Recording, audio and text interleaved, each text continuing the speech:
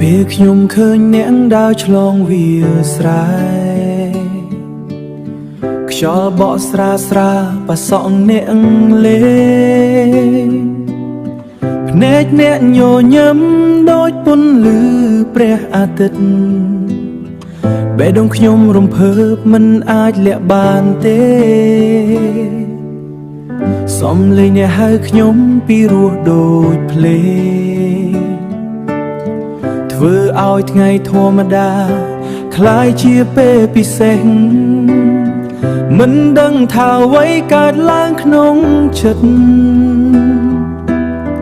តែខ្ញុំចាប់ផ្ដើមស្រឡាញ់អ្នកហើយលងស្នេហ៍អ្នកភូមិជីពេមិនអាចបដិសេធបានមួយញញឹមយកបយបំភ្លឺពីភពខ្ញុំទាំងមូល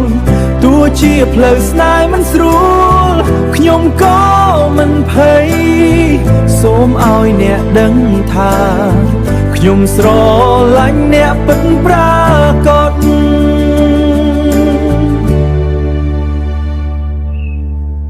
នៅក្រោមដើមឈើយើងអង្គុយជិតគ្នាស្ដាប់សំឡេងបក្សីច្រៀងក្នុងព្រៃអ្នកប្រាប់សូបិនខ្ញុំស្ដាប់ដោយចិត្តហើយក្នុងចិត្តខ្ញុំមានតែអ្នកតែមួយពេលថ្ងៃលិចពន្លឺលឿងស្រស់ឆ្លុំលើមុខអ្នកធ្វើឲ្យខ្ញុំស្រឡាញ់កាន់តែជ្រាលជ្រៅមិនចង់ឲ្យពេលវេលានេះបាញ់ចប់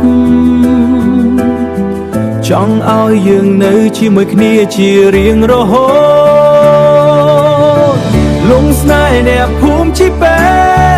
មិនអាចបដិសេធបានមួយញញឹមយកបយបំភ្លឺពីភពខ្ញុំទាំងមូលទោះជាផ្លូវស្នេហ៍មិនស្រួលខ្ញុំក៏មិនភ័យសូមឲ្យអ្នកដឹងថាខ្ញុំស្រឡាញ់អ្នកពិតប្រាកដ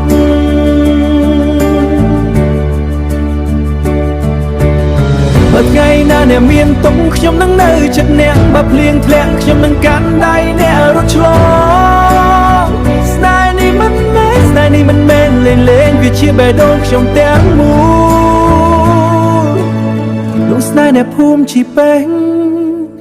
ក្នុងបេះដូងខ្ញុំ